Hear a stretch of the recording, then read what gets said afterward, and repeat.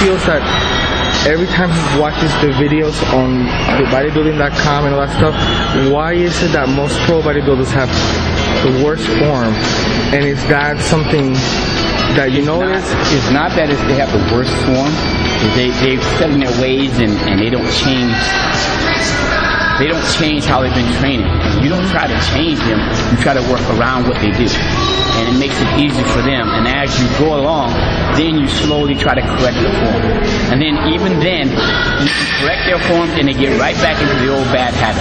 It's just the way it is. Unless you're taught way back when, it's hard to break bad habits because it's so comfortable being in that position when you do it all the time.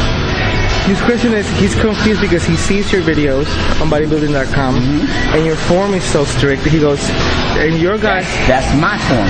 You gotta understand. I do it different. I was always taught to do a certain way. And it's just being perfectionist. You want to improve yourself. You try to improve the bodybuilders, you're going to go for so long, and then you say, okay, you got to work with what they have. Because apparently what they're doing is working. It's just that it would be a lot better if they were listening a little bit more. But you gotta understand, these are pro bodybuilders and they've been there. You know, they made it this far. And it's hard to change them. So when you get a beginner, it's easier to change them because they're still learning. So when they become a pro, then that technology is still in their head and the correct form is in their head. It's easy. Last part of the question is, so you're saying that when they train really heavy with all that bad form, that works? No matter what you do, when you train heavy, it's going to work. You know, but it's better and you get more out of it if you do it the right way.